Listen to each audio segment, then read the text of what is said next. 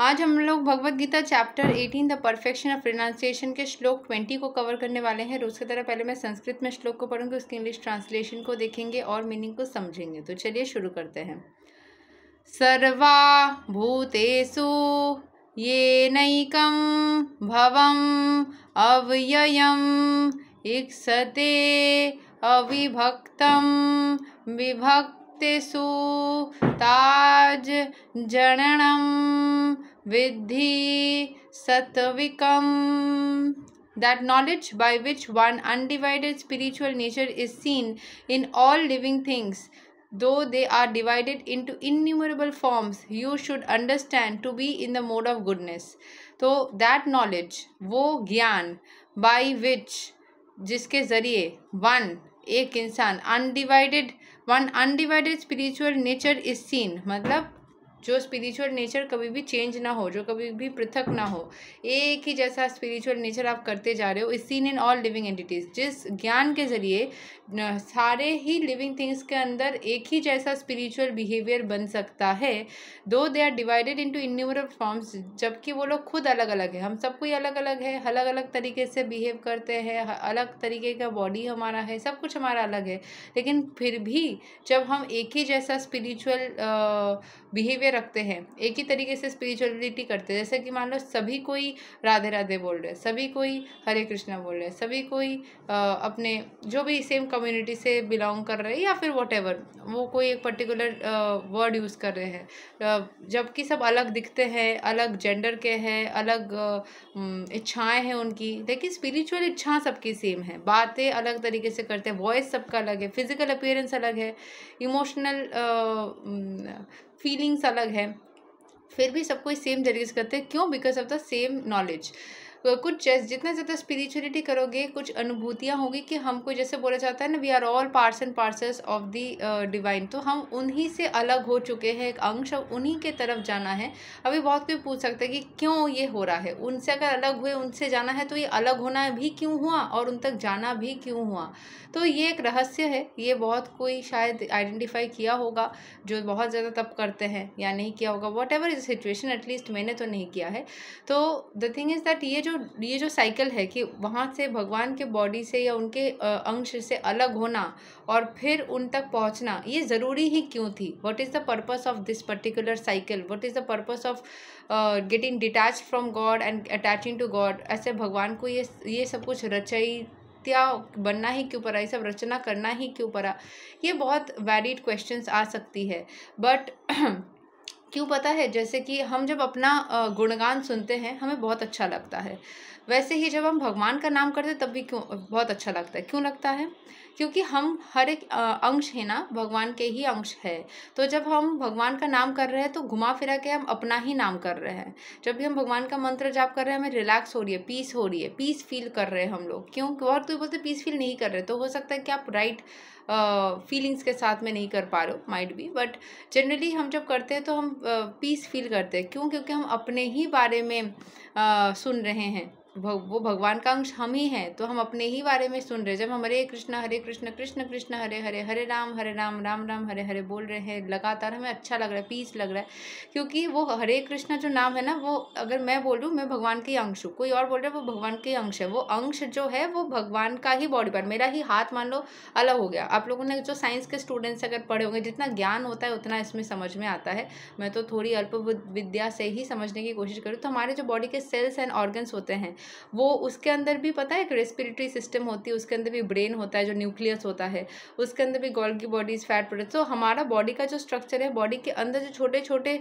Sales है, वो sales भी उसी तरीके से काम करती है, वो सेल्स भी उसके अंदर वो भी छोटे छोटे एक जीव जैसे है। तो हमारे बॉडी के पार्ट्स एंड पार्सल्स भी हम ही हैं, तो वो अगर हमारा ही गुणगान करेंगे, हमारा बॉडी का पार्ट अगर हमारे ही बारे में बात करेंगे, ये उसी वाइब्रेशन में वाइब्रेट करेंगे तो ओवरऑल हमको अच्छा लगेगा, उस पार्ट को भी अच्छा लगेगा।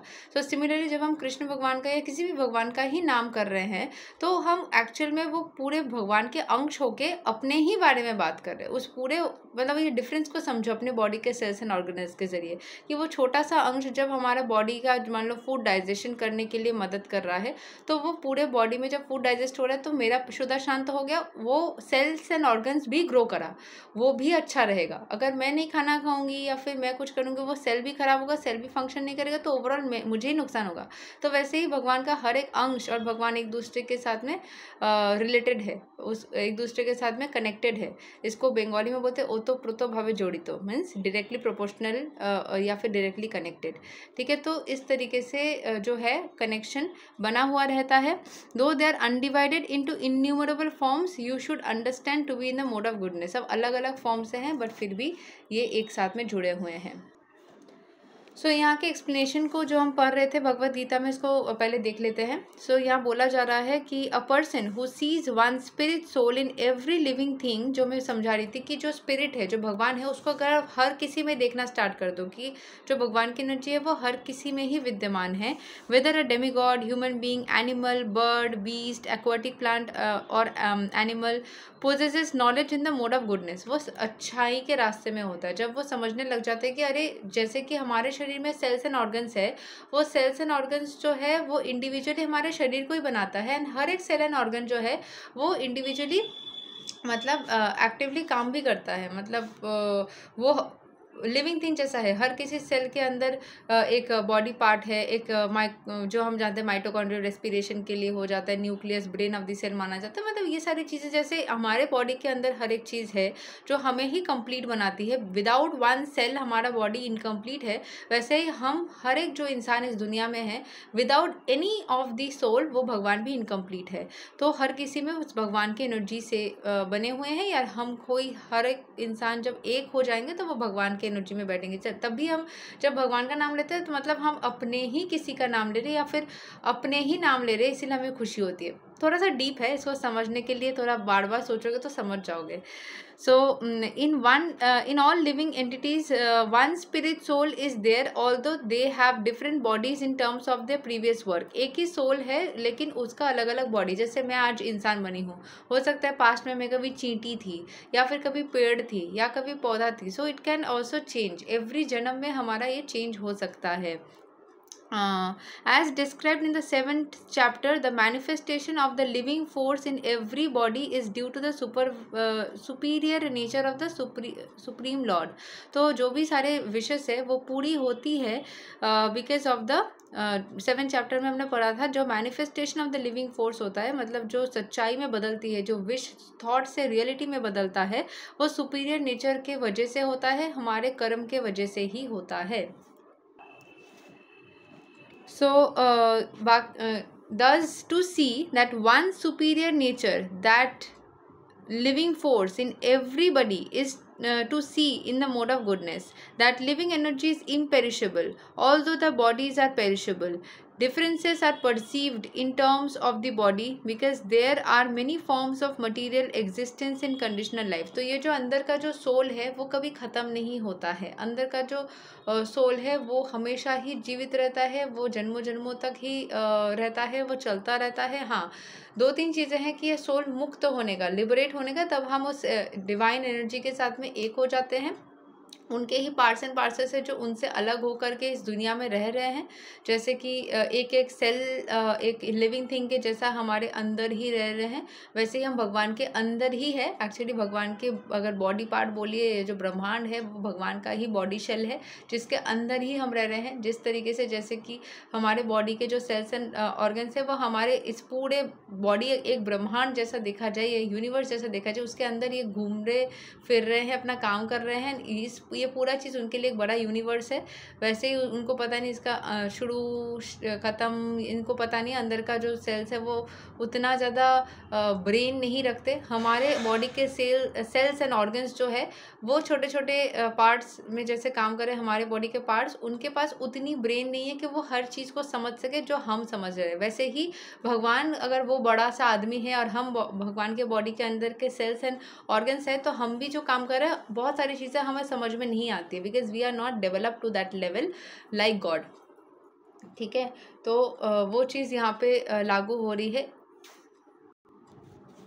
जैसे हमारे बॉडी के अंदर की जो सेल्स एंड ऑर्गन्स जिस तरीके से काम करती है, वैसे हम भी काम करें। इस तरीके से समझने की कोशिश करें, जस्ट लाइक एन एनालॉजी, आपको समझ में ज़्यादा बेहतर आएगा। तो वही पूरे ब्रह्मांड के अंदर हम कोई विचरण कर रहे हैं, हम बस पूरे ब्रह्मांड जो है वो ब्रह्मांड का पूरा, हम हर कोई मान लो कि भगवान के अंदर ही है हम लोग। ठीक है, भगवान के बॉडी के अंदर, जैसे हमारे बॉडी के अंदर सेल्स ऑर्गन्स चल रहे हैं, काम कर रहे हैं, इधर उधर मूवमेंट कर रहे हैं, वैसे ही हम भी भगवान के अंदर ही है, इधर उधर मूव कर रहे हैं, बस उनके शरीर के अंदर ही है। उस तरीके से सोचो, वही सत्य है।